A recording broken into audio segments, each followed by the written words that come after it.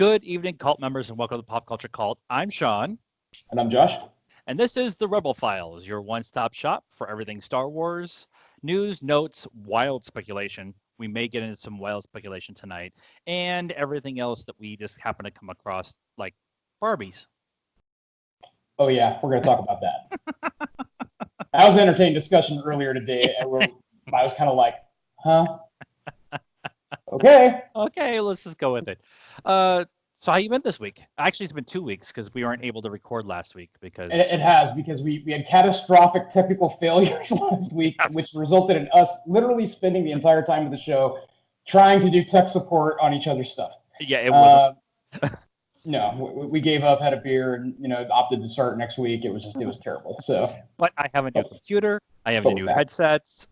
We have new a new modem. We are set up for proper Skype recordings and stuff. So, absolutely, it's the future. In that time period, have you done any Star Wars adventure things? No. I did harass a friend of ours who managed to make a very, very cool medieval replica of a lightsaber. So as we know that we still have, those of us who do the medieval stuff. So he actually sent a picture out on the Book of Faces, and it was really cool because it was a lightsaber crossguard hilt with an Asir Windrose crossguard, wrap tape handle with a button inlaid on it and everything. So it looked medieval, but it had a lightsaber blade, and I was like, I have a mighty need. My need is mighty for this.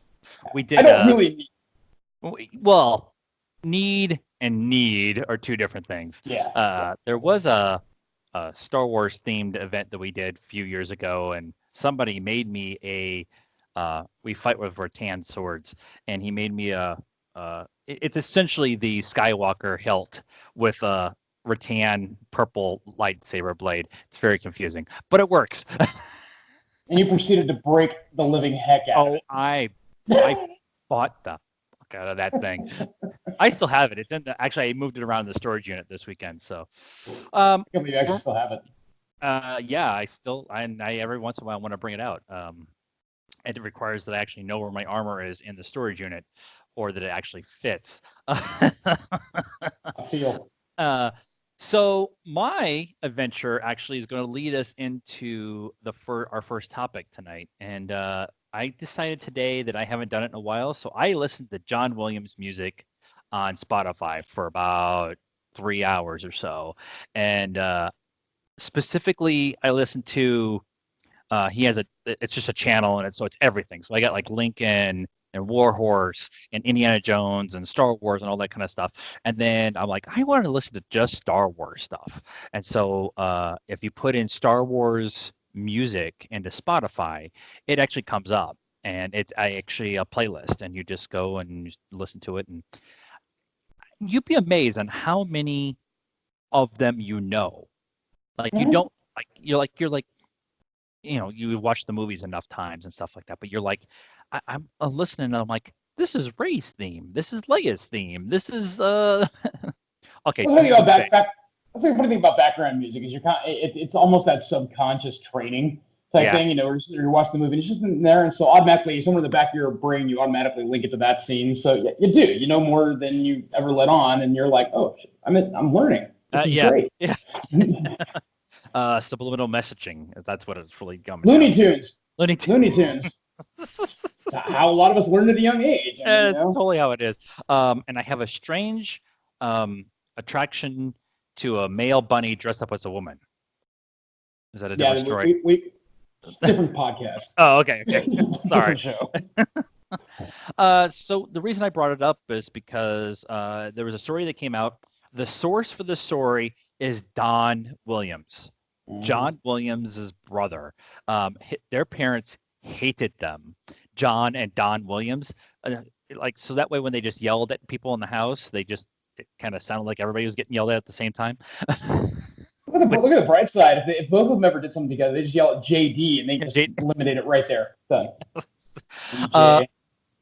But Don was saying at some conference or thing that there's going to be 135 minutes of music for Rise of Skywalker, and that it's going to have all of the stuff you know. So all the stuff that you know from all the different Star Wars movies is going to be in the music for the movie. I have two questions for this. One, let's talk about the music first.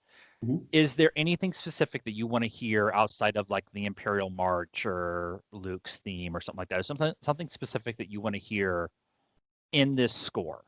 Bring back Duel of the Fates. Is that the And the only reason I say that's it's the Maul, it's the Obi-Wan Maul fight, right? yeah, and a Qui-Gon fight. It's the only reason I say that though is because there's a couple of weird things about this. Is are they bringing it in terms of he's making a hodgepodge track of all the themes, or is he Right. interlacing all the original themes like Leia's theme, Han's, all that into different components? In which case, if they're saying they're bringing all the music back, we should be hearing Duel of the Fates again. It's now one of the most iconic outside of the Imperial March and Right. the overtures. So I don't know. I'd like to see how they work that in. Duel of the Fates is the first one that came to my mind, but I want to hear some kind of amalgamation of Anakin's theme, Luke's theme, Leia's theme, and have them like either mixed together or notes of all of them together, kind of mixing in as one song, that kind of thing. But I really would love to hear Duel of the Fates when Kylo and Rey go at it. You don't think that would work? No, I think it'd work. I think the fight application is there, but it depends. Knowing Williams, he always tends to tie it back to characters. Yeah. So he's going to include Duel of the Fates in there. Are we going to have something that's a throwback to Obi-Wan and Maul or Qui-Gon, even for that matter? It makes sense. I mean, not like the Imperial March has to be tied to her, but it's tied to Imperials. Han's theme is Han's theme. Leia's theme is Leia's theme. Right. I don't know. I mean, don't get me wrong. I don't know exactly how they place it. I think it would fit to a degree, but I think it would be far better than the modal nodes in the background playing music from Jabba's palace. Yeah. I kind of want to hear that too, but there's what I want to figure out how they're going to work into. Yeah. Now the question is, if they're going to do that, is it from the original or is it from the remastered? The remaster. Yeah. They changed that music. Yeah. So. The scene that keeps playing in my head with Duel of Fates and having it be in this movie is in Rise of Skywalker it's Rey walking down a corridor inside the Death Star that we know that they're going to be in, and she's walking along. It's really dark, and her theme is playing, but it's very muted and like lowered keyed. And then they walk into a big open room, and there's a light on in the background, and it's Kylo's silhouette, and it goes da da, and there's a long pause. Here's the flip. Here's the flip for you on that, and this would make it cool. And I'm not saying this is going to happen, kids. This is just the crazy nerddom coming out. She's been dicking around with that dang staff for 2 movies and a number animated. And you give her the staff lightsaber, and Kylo's there with the single. And I think that would be like the cool flip on that.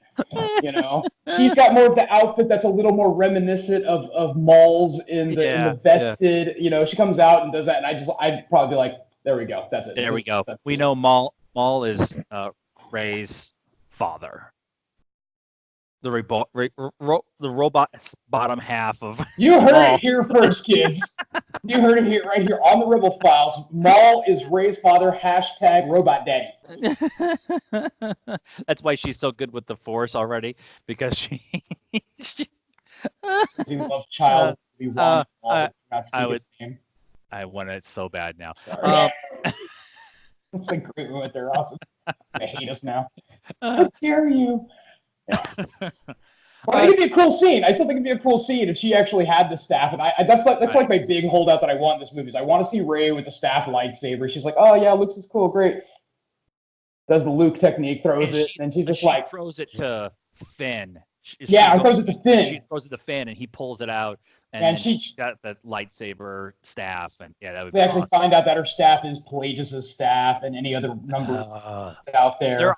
They're on the hunt for artifacts, right? That's what the general idea is what they're doing. So it's an adventure movie. They find stuff, and she augments her staff. It'd be really cool. The other thing about this is 135 minutes. So it's a little over 2 hours of music.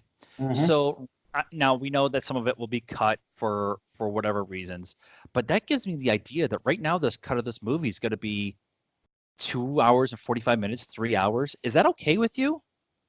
I mean, I'm Yep. okay with it. I I got Yep. game. I'm gonna go watch it 4 times tonight.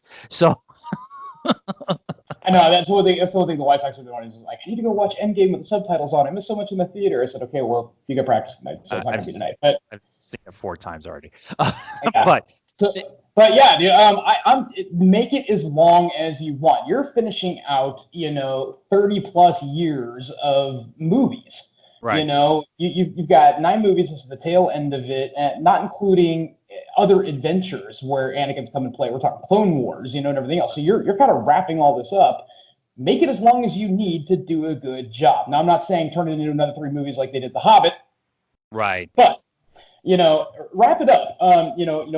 Give people the exposition that they need in order to be satisfied, in order to get closure, because that's really what the fandom needs. Is if you say we're going to end the Skywalker line, you want closure.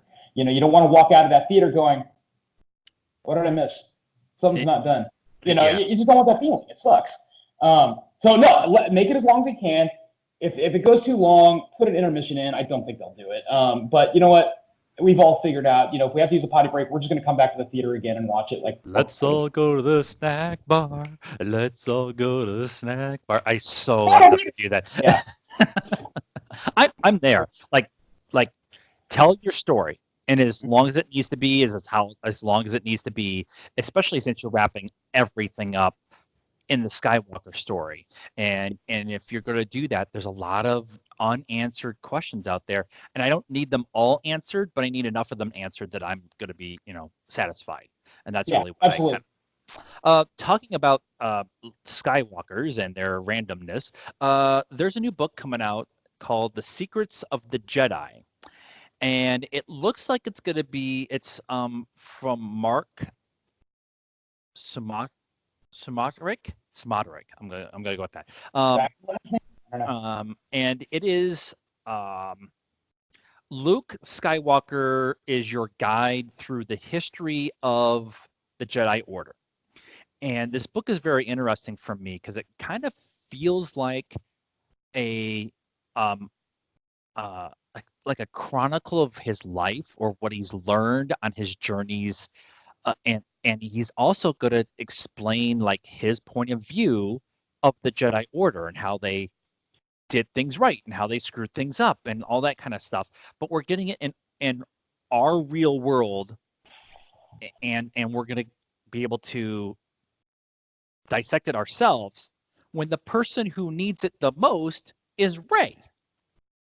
So I'm wondering if this is kind of like a tease of a book that's going to be, or one of the books that was in the tree, like his journal that she took with him, that kind of thing. So, are you interested in this book? It's a young adult book.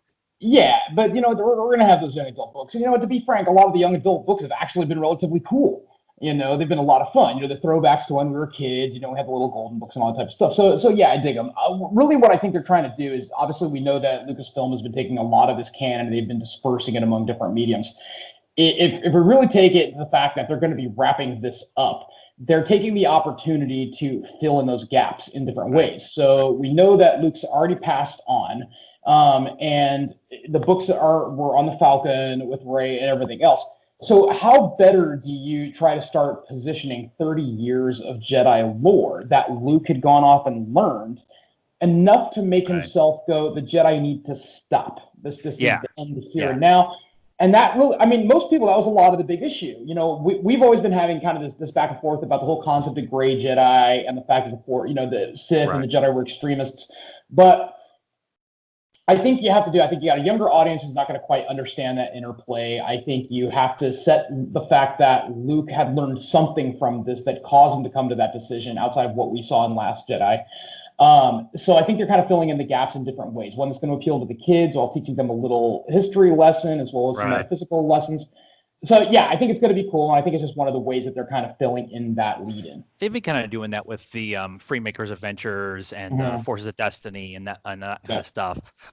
With the teaching the younger generations of Star Wars fans about the history of Star Wars and stuff.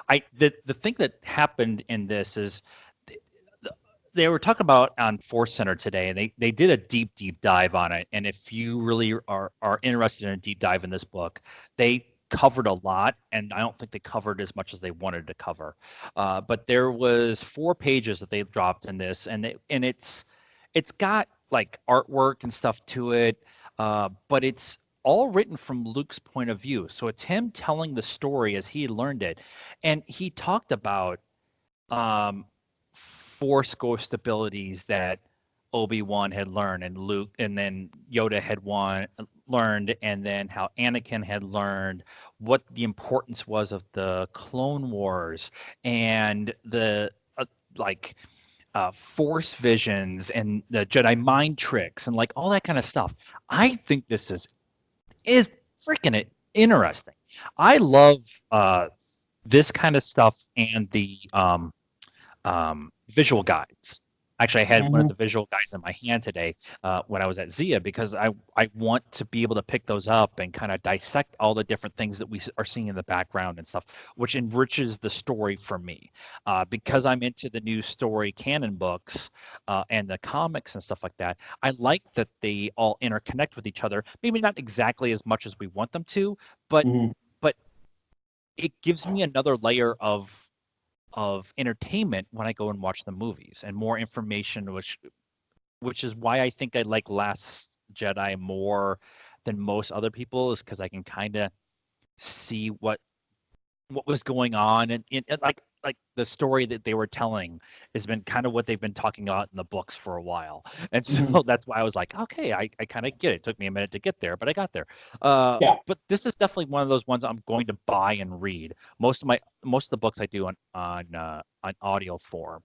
I just finished Thrawn Treason, and so I'm interested to sit down and read and learn about the Jedi this way. And I there is so much stuff coming out in November.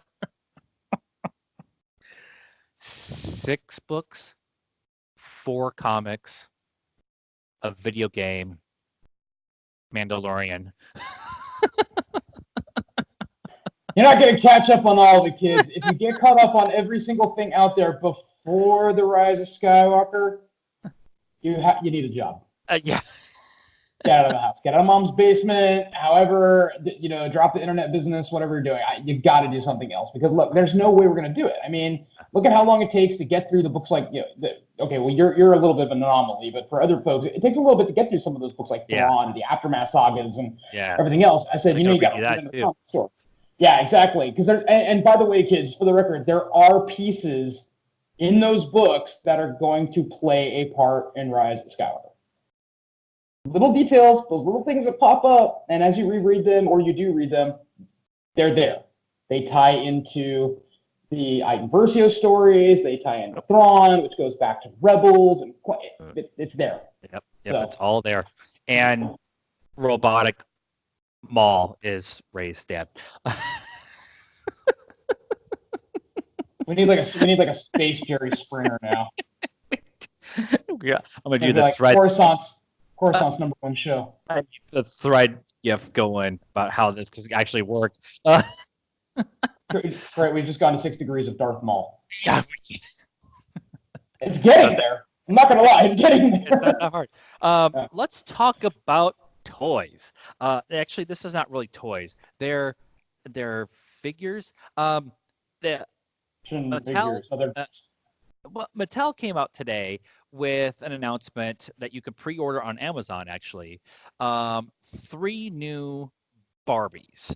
Now, 2 grown men in their 40s talking about Barbies is going to seem like a little bit of a weird conversation, but it's Star Wars. And uh, uh, I didn't have sisters in my house, but I had friends who had sisters, and they all had Barbies. And my daughter was never into Barbies. It's just she's too tomboy for that. But they always try to take Barbies and interlay them into different things. You know, they had the whole Frozen series, and they had the whole Moana series, and they've had Star Trek ones and Star Wars ones. They did the prequels. Actually, one of the few Barbies I actually want to own is Padme in the royal dress, the big red one with the headgear and stuff. And there's a Doctor Who one because Jodie, the 13th Doctor, there's a really cool Barbie of her.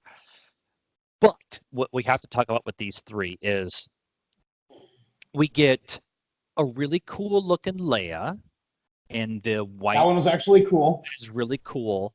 We get Tending a Rave R2 edition, Yeah, where I'm she's sure got they're going with that one, but go R2. on. I actually like that one with the blue hair and stuff. And then we get Fetish Ray. Fetish Vader. Fetish It was the Vader. Yeah. Fetish Vader outfit. Like, she's got the black mask, the dark hair. And trust me, I'm not one to fetish shame on anybody, but I was like, this is coming out in a Barbie line, kids. I was like, now maybe Like, maybe that speaks volumes to my mental state of being sometimes. But the yep. first thing I saw, it, I was like, Yeah, that would I posted it to the page earlier, and a couple people got on, and they're like, "These are cool. What's going on with the Ray Vader Kylo fetish gear one?" And it's like she wanted to be an eyes wide shut. It's just yes, it's right along that line. It's there you go. Makes uh, no sense to me. The Leia one, dope. Rave uh, R2D2, kind of cool. it's Okay, it was kind a of little Space cool, yeah. Channel 5 kind of in that. Space Channel 5, by the way, there's a reference for your Space kids going Channel back to the day. 5. Jesus. There's a reference. But seriously, the Vader, like we're both looking at this picture, and I'm just like, what the hell is with fetish Vader? Right. What are we trying to sell? I don't know. I understand what they're trying to do there, and they're trying to bring. It's easier to bring the original trilogy characters into to Barbie because they're known. the the design of the characters are known, and so they're easier to translate into Barbie's version, except for maybe the Vader one. It's really hard to do Ray. Like Ray's costume is not quite iconic yet. It's almost there. I don't. Really, at this point, I mean, look at the demographic for the Barbie. Like younger girls. Now, mind you, they're going to cover a That's lot of true. that with the Forces of Destiny dolls, which I thought they did a really, really Those good were really job on. cool, and I actually am still You looking know, for one. And I think they did do. Now that I'm thinking about it, I think they did do a Ray Barbie with the staff. I remember seeing something about that. It might have been part of the Forces of Destiny section, but I like the idea that they're doing this. Now, some Barbies have turned into collectible pieces, and it's Star Wars, so that's collectible that way. So people are going to rush in and buy these and put them in a back shelf somewhere and see if they actually, you know, keep value or whatever. But I like the idea that they're getting these to a lot of stuff that they're doing right now is to bring younger generations into Star Wars. So they're doing it with the toy lines, they're doing it with these Barbies, they're doing it with some of the Forces of Destiny, like we're talking about the rollout. They're doing a cartoon version on Star Wars Kids. They have a whole YouTube channel for Star Wars Kids, so they can watch videos for free, and they're like 2-3 minute videos. And the the rollouts are all the characters are in the shape of BB-8, and so it's even saw more those. approachable for younger kids. So I like that Mm-hmm. they're doing that, and I like they're bringing this in. We can have a whole debate if Barbies are good for little girls and whatever, but that's not what we're talking about here. These are cool. I I I still think I want to get Rated R2. The Leia one is pretty dope looking, guys. I mean, I got to be honest. If you really kind of want a good It Leia is. one for your girls, It it's is. really kind It's of dope. really cool. Okay. Uh, so I just want to talk about this for a minute, and then I want to do some Mm-hmm. wild speculation for episode 9 because we haven't done that in quite a while. During IgerCon this last week, he directly talked about that attendance at Disneyland is down by 3% since the opening of Galaxy's Edge. And Bob talked about in this call that it's it's a, a bunch of different reasons why. One of them is people just thinking it's going to be too busy because everybody's rushing to see Galaxy's Edge, which is seems legit. He also talked about the 1 day passes being much more expensive now. And then they talked about how the Southern California uh, discounts and Southern California people can get passes much easier. They've made that much harder for them to do. They've also made year passes much more difficult to acquire. So there's been a bunch of different reasons why attendance is down. Now, we have to preface all of this with it's only down 3%. So 3% is a huge drop, though. I mean, on average, I mean, if you look at the overall dollars, 3% is still huge. And the question that's really jerking them is, is this indicative of something to come? That was kind of the reason why I wanted to bring it up. They talked about it in Force Center a little bit today, and Joseph Scrimshaw said that they went on a Tuesday in like July, in July, and it's not like they had all this open space that they were walking around in, and it wasn't like they still had to get a reservation to go to Olga's Cantina, and it was super busy, and they were running late on that. It's not like there's not people going. It's just not the big, gigantic, huge numbers. And everything on Earth that expands has to contract at some point in time. So attendance is down 3%. It's not like they're struggling to get people to come to Disneyland. It's not. I just thought the conversation was very interesting. That people are, it's the internet, so the internet's overreacting to everything, and they are freaking out. Like attendance is down at Disneyland. It's down 3%. Is if you can manipulate the numbers however you want, and they make it a big number or a little number, it is down, but it's not like the end of the world kind of thing. No, it's enough to make them kind of wag the eye a little bit and be like, okay, what do we got to look at? But I think in terms of it, you also have to look at kind of the overarching picture behind it. Disney's doing, at least this is my educated speculation, I guess I would say, is Disney wants people to get away from the 1 day pass. Why? Because the park makes no damn money on a 1 day pass.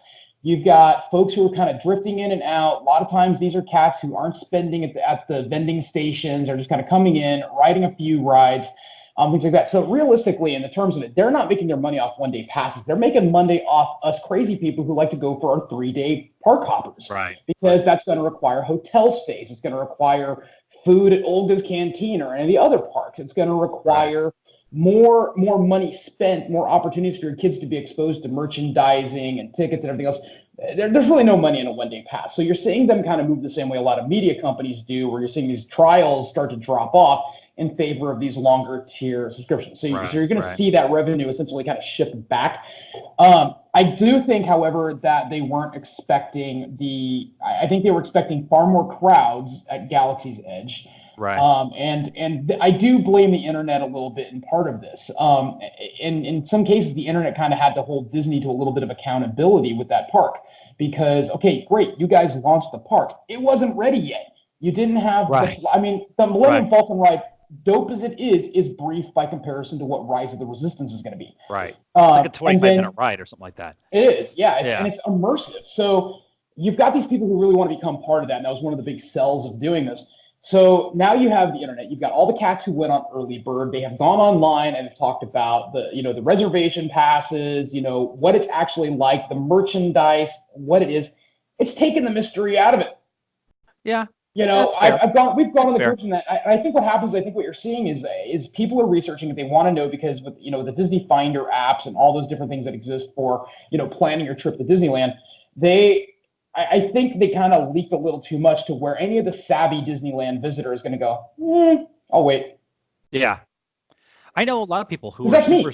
Yeah, that's there's a lot of Star Wars super fans that we know that are honestly not wanting to go deal with the large crowds and the rush of everything. They're like, I'll give it a chance. Even when they announced it, Janice and I talked about it, and I'm like, we'll wait till 2020 or 2021 to go, when the rush, that lull starts to happen. Now, we're all going to Celebration. Celebration is across the street from Disneyland, so there's going to be at least one day in there. I'm sorry, Yeah. but at least one day in there, we're going to go to Disneyland just to go in so I can buy a lightsaber. But I don't think this is as fans of Star Wars and Disney, I don't think this is a gigantic, huge issue. I think if you're a shareholder, which is where this conversation was being had, it's probably a much more of a concern than what we as fans are worried about. I'm worried about being able to get into Olga's and getting in and building a lightsaber and going and riding the Matterhorn and maybe the teacups. And but After Olga's. after Olga's probably. But if this is an earnings call, and that's one of the things I think people are always taking from these calls is it's an earnings call. He's talking about the bottom line, and Disney is in a little bit of a funk. Funk's not the right word. Disney is in a period of losing money after the acquisition of Fox and all the adjustment and everything that goes on with the buying of a new company. Oh yeah. And buying a new entertainment company and have major losses because a couple of their movies, the big movies they were planning on having big money on, didn't do well or not going to come out. And then so there's a ebb and flow to this conversation that I think a lot of people aren't having. They're just seeing the headline of nobody's going to Disneyland and they're freaking out. And it's like that's not what's going on, guys. Just because nobody reads it too. You know what I mean? You know, and that's it's really the thing. They see the headline. It's easier to read the headline and not read the story. And trust me, kids. Let me say one thing. We write headlines, so you click on the dang thing. Yeah. So click on it. But yeah, no, that's it. Yeah, I think you hit the nail on the head. You know, there's a lot of stuff going on at play. Disneyland's obviously just one facet of it. Right. You know, that the Fox issue is a huge, huge thing when you look at how many that they're actually ditching on that entire movie list from the acquisition, right. And that's a lot of lost cash there. So I think what you're saying too is I think you're also seeing other projects. I think you're seeing hotter summers. You know, I think there's a lot of things at play. People don't necessarily want to travel all the time. There's other things that are going on. You know, and to be frank to Disney, you know, as much as I am a chomping diehard at the bit, same as my wife, Disney kid. Disney needs to shut the prices of their passes down a little. I mean, the prices are too much. Yeah, it is. You're not, you know, we're the Magic Kingdom. We want to bring kids in and give them this experience in a Star Wars world. They drop prices, dude. Make up for it in the concessions because it's like.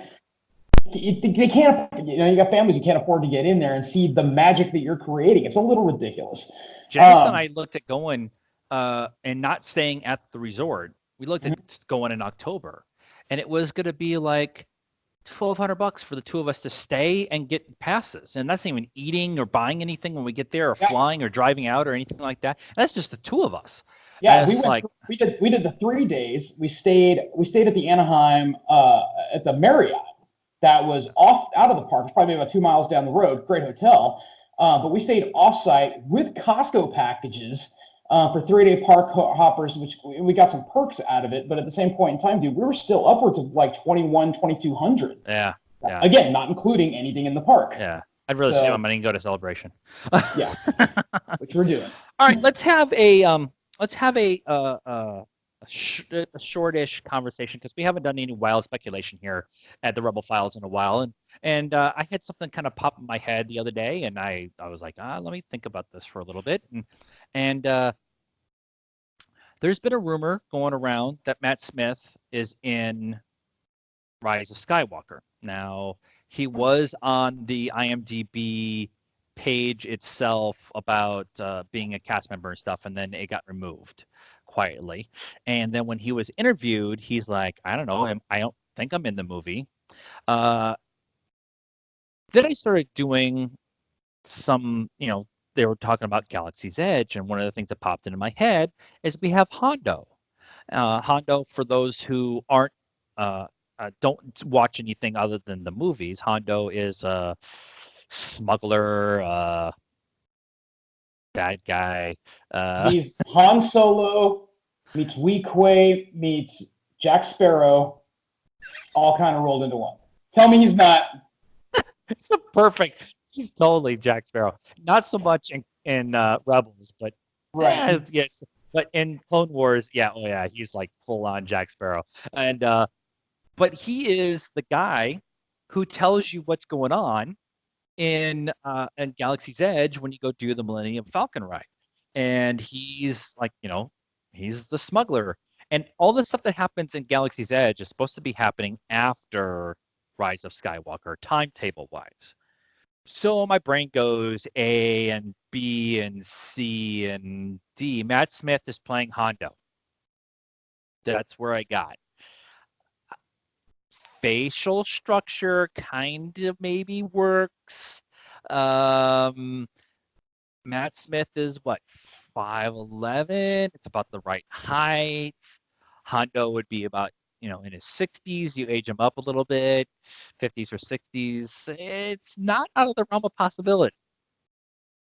Remote, but not out of the realm. The only reason I say that, and to contrast this, okay, would it be cool? Sure. Right. However, there's no way in heck Matt Smith is doing the voice. They would literally have to bring the voice actor who's been doing him for the last, It would be so and do cool what if they they pulled, did. do what they pulled with Maul, and like dub him over.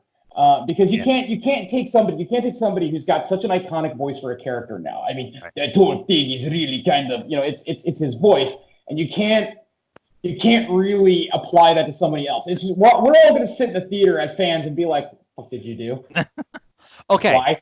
Okay. Us as fans of Clone Wars and Rebels, yes, because we've watched those shows. But the people who are just the movie going experience people who haven't done the deep dive into the outside canon stuff are going to look at this and go, oh, that's a cool alien. I wonder who that's played by. Oh, that's that guy from The Crown. And so and there's it's J.J. Abrams directing this movie, and so there's tons of silence about who's in it, what's going on. There's no hints coming out. Uh, Zori being played by Carrie Russell. Like there's That's like some great theory action right there. there's some all I've heard Mary Jane. I've heard Mara um, Jade. Mara uh, Jade. Mara Jade. I've heard Mara Jade. Mary Jane is something else. I've heard Ray's mom. I've heard uh, Solo's, love child from somebody else. Also Ray, like I've heard all these different things, but nobody knows. And I'm liking that they're having this conversation that we don't know what's coming, which gives us what is Dominic Monaghan doing? What is Matt Smith doing? Is Matt Smith actually going to be in the movie? I love that. I just don't want it to go too far. But if you're Okay, gonna well, have so at the beginning of the things when we walked into it, we still had the cameo things always, and then Daniel Craig right, behind a helmet, So I mean, right, it's possible they're going to be in it, and they had to pull them off the IMDb because they were going to be, actually no speaking line buried somewhere in a movie, which is possible. I mean, I wouldn't right, put it past them. J.J. Abrams had already done it that way, right, right, so it's not out of the realm of speculation. But I do think that it's fun. It adds the air of mystery of going, we're going to be watching the first movie. And if he's not somebody obvious like young Palpatine or the acolyte that the ghost takes a hold of or yeah, whatever, yeah. I then I think never that'd be liked that cool. theory. I never liked the It's theory not that my favorite. No. yeah, Mm-mm. I don't like Matt Smith as a clone of Palpatine. I never liked that. The acolyte, okay, I still think he looks just. yeah, yeah, because That's they just set up some okay. It's not really spoilers for Thrawn Treason, but at the end of the book, they kind of set up a scenario with Palpatine and the Chiss, and it's very much open to interpretation to what that could actually be, but that wouldn't be a big stretch. And we're back. Isn't technology wonderful? don't have internet in the desert, kids. It's a bad thing in summer sometimes. Everything just randomly goes, oh, we're going to take a chill break now and go have a Slurpee, and we'll come back when we want to. That's so true. That's the way it Um, happens.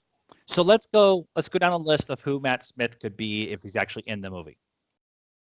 Chiss, some kind of Chiss ascendancy, Thrawn, something or other, whatever. He could be Vanko, Anton Vanko, who is his right-hand man, and that'd be very interesting, actually. He could be clone Palpatine, Sith Acolyte. Sith Acolyte, Hondo, Ezra Bridger. Ezra Bridger is a very interesting conversation to be having. The just an Imperial officer, like a first order officer. So there's 7 things on a guy. Oh wait, one of the Knights of Ren.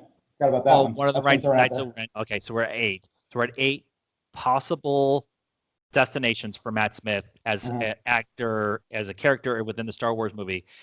And oh, by the way, he's been removed from IMDb, so he may not even be in the movie, but we keep talking about it. There's a ninth, and it's so remote it makes me want to vomit. But it has been kicked out periodically, especially with some of the newer theories, that he's the ghost of Revan. And that's a really long I know. It's a really long stretch. And I mean, there's been a lot of the Revan theories thrown out there. I mean, guys, it would be cool if it happens. Don't think it's going to happen that way. You have to explain Revan in a movie that's already going to be 3 hours to finish up a bunch of other things. It's just, I love the idea of him being Revan, but it's just, there's just too much to do to explain Revan, and you're only going to get like a 30-second speech by somebody. Oh, by the way, I'm this, blah, blah, blah, blah. It's like, no, it's just, no. There's 8. We're not going with that. Saying it's out there. So that is this week's show with technical difficulties, and I'll be editing a lot lately. For those who are listen to us this long, please subscribe to the channel. Is there anything special that you want to tell the folks before we cut out? Yeah, you mean involving my plans for this week? Yeah. What's okay? This is your challenge. This is your challenge for everybody at home. Okay. Do one Star Wars based thing next week so we could talk about it. Even if it's just picking up a comic. Oh, I got comics. Shit, I got to read some comics. Go listen to John Williams music. There's your homework.